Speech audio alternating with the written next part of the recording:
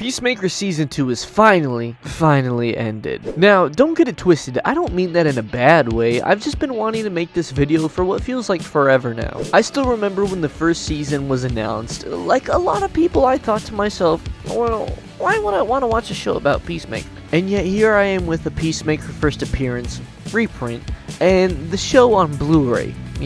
Blu-ray, like, that's how far I've gone. Originally, this video was just going to be me gassing up Season 1, because honestly, that's an easy 10 out of 10 for me, but I figured I'd wait until Season 2 to drop, so I could talk about the whole thing, and man, I'm glad I did. Season 1 was all about bringing this random group of weirdos together and watching them form this kind of like dysfunctional family. In Season 2, it doubles down on that, pushing deeper into what really means for these characters to be stuck together. Hold up. Wait a minute! Now sure, you can criticize a few things, and I'm not saying Season 2 is perfect, at least not for the way I feel about the first one, but it does nail why these characters matter to each other. We get deeper emotional cuts this time, higher personal stakes, and more raw trauma, and callbacks that hit harder than you'd expect, whether it's Chris and Harcourt's rocky relationship, or little moments like Economist bickering with Eagly. You are unbelievably fucking selfish, Eagly. The show never forgets that its heart lies with the messy and broken friendships that lie within it. I really want to take the time to dive in what makes this season such a beautiful continuation for a character who, not that long ago, was at the bottom of the DC spotlight. What do you think? Did James Gunn and the Peacemaker team nail this season, or was there something missing? So let's get right into it. I'm Hunter from Hunnera, bringing you some of my most fucking personal favorite things of movies, media, and everything in between. Definitely not reading off a script.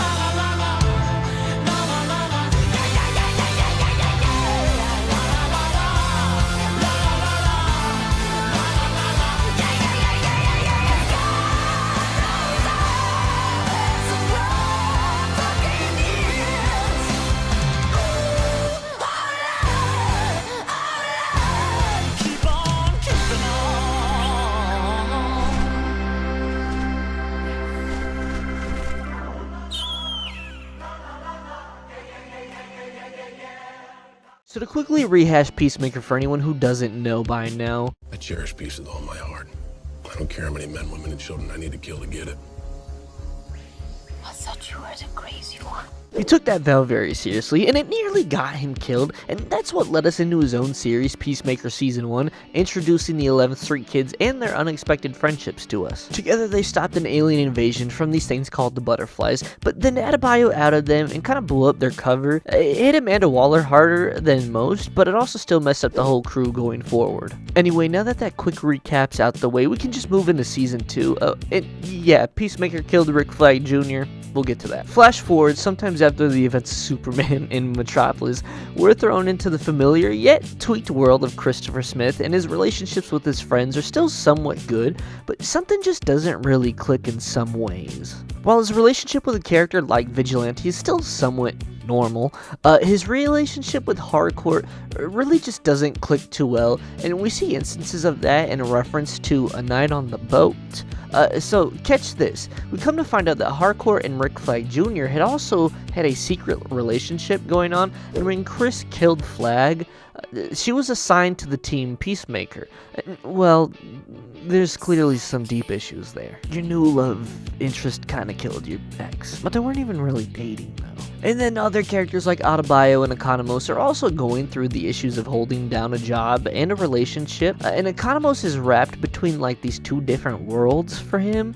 He has to deal with his friendship with Peacemaker and working under Flag Senior, which I gotta mention that I actually like Senior to a degree from Creature Commandos and Superman, but he's also turning into something much worse, and we'll return to that later, of course. The dilemma this season with Chris and his feelings really gives us a much more personal season, and at first I was like, but this really works for me now. I think we get 3 really great moments from 3 different characters in this show. The first 2 having to do with Chris and Augie and their relationship. We know Augie is to be a piece of shit in the mainline DCU, but I'ma just say Earth X, to be one of those good ones and his sons are the bad ones. The speech he just gives about doing what he can and the disassociation of beliefs in his world, while also having limitations in a moral, practical, and physical manner. Chef's kiss. I fight the madman murderers and monsters in front of me because that's all I can control. And at the end of my life, when I stand in judgment before God, I hope that He knows that I did the best that I could and I left this world a better place.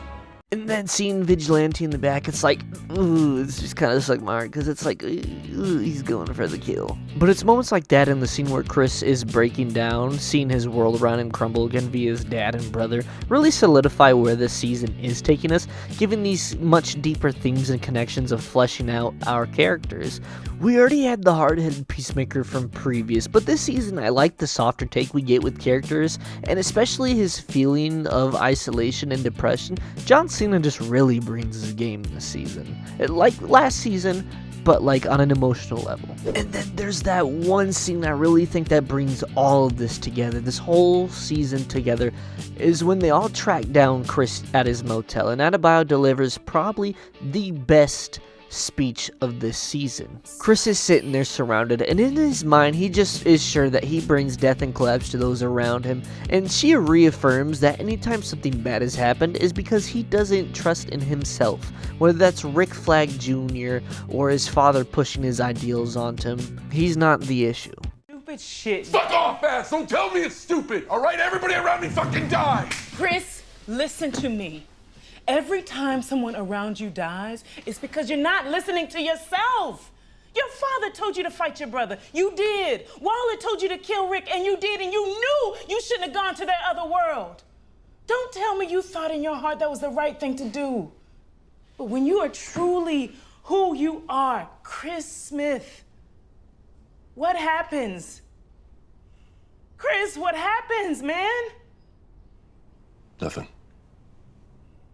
We get a special moment after this between Harcourt and Chris when he asks one more time if the kiss between them on the boat really meant something, and it finally comes out that it did. She just sucks at explaining, because they all suck at expressing themselves this season, but at the end of the day they all pull through. They're broken people and they bring themselves together, essentially. The progression these characters take by the end of the season, and who knows, the series, we don't have a confirmed season 3 so far, but this is really what brings this all together for me. I like how we get the time to see everyone transition into their true colors, whether that's how shitty Flag is, or how involved the 11th Street kids are with each other, and hey yo, it's not like that, well, at least for the majority, if you know what I'm saying. I like the traveling we do with these themes of loss, isolation, trust, and friendship, and where it leads us. Even if I would have liked to see my Blue Beetle cameo, I can now, after sitting on it, and while the season isn't perfect, it delivers on some pretty heavy shit, and I applaud it for that. But what about the cameos in Orion? You know what? I was never a fan of the Orion theory, but I want my Mr. Miracle. Boo, what the hell? Onwards to the next segment. I like it. I like it a lot. I don't give a fuck. You're not gonna break me, motherfucker. Oh, good God, no. No.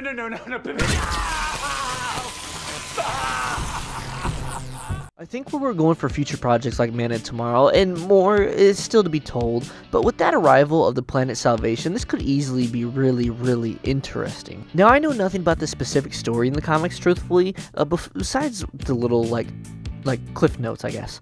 But Rick Flag Sr. teaming up with Lex Luthor, moving metahumans to a jail-like world, could really do some cool things, man. I feel like Rob from Comic Explain all hyped up.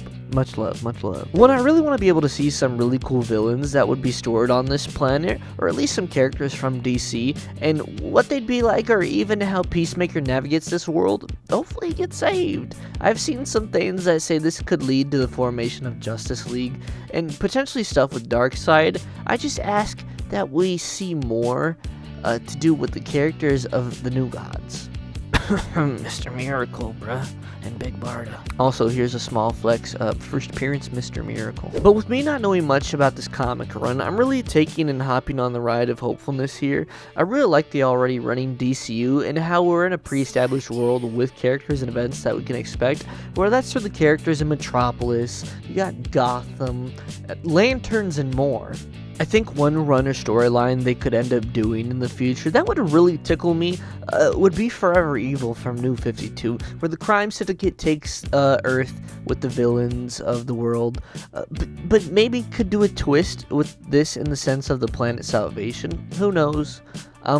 We know Ultraman is out there somewhere, and whether he's Ultraman still or becomes Bizarro, more likely, I don't think we're done seeing him around. We definitely know Lex has to be trying to locate him through the multiverse and everything. Lastly, for the section, I really hope that we can see a positive outcome for Peacemaker and a safe return home, because it just seems like a crappy outcome to finally let him get his life together in a short time and just die. I'm not saying he's dead, but plus with the Checkmate storyline, I really think that would be a great way to broaden him and this world with more characters. Nightwing, or even the Outsiders later on. I think we're due for a Nightwing appearance somewhere soon, because they just keep entertaining that line with consistent mentions. So, you know, only one could hope.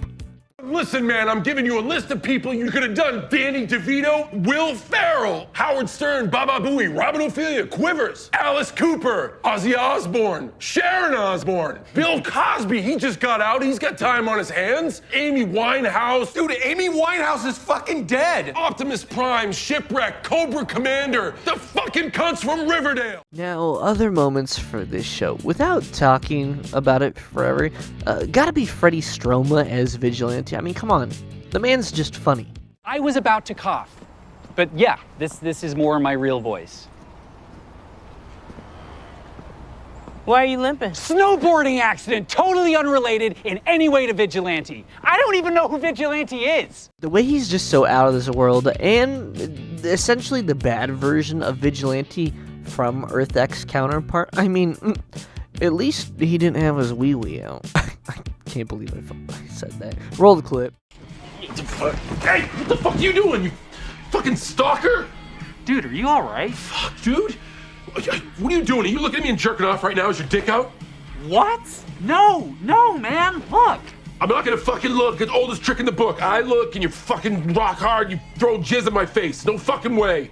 John finally getting his hug from Eagly, or even the moral contrast between Rick Sr. and Jr., and how differently they handle things, that stuff really stood out to me, and I'm glad we got Joel Kinnaman back for a cameo too. I've always liked his take on Rick Flag. He's got that kind of Steve Trevor energy to him, but with a subtle awkwardness towards the world around him that makes him feel real.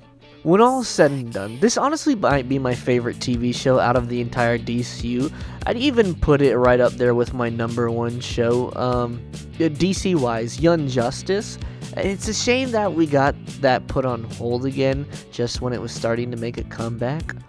Doesn't make me feel whelmed. I am trot, whelmed, and feeling the aster. These characters have come such a long way, and it would be nice to see Myrn and Son return, but we got some great new faces to fill that space. Judo Master, Bordeaux, Keith, Lex, and the rest of the crew, even Bird Blindness dude, I forgot his name, I'm sorry. I think we really nailed this season on a personal level, and even the finale wasn't perfect in every way. It doesn't take away from the connections, growth, and themes that this show and both their seasons together set out to explore. And when I said Keith, I was talking about the actor. He's from The Office, okay? Keith himself is evil. In the end, I'm genuinely looking forward to seeing these characters again, and I can't wait to see how much bigger this world gets. So, what about you guys? Did Peacemaker hold up for you too? As always, wait. I already did the intro. This can't be my intro too. Fade to black, fade to black, fade to black. Ronald McDonald, 2 old guys from the balcony and the Muppets, Jim Morrison, any one of the fucking Beatles, Pete Best, George Carlin, dead.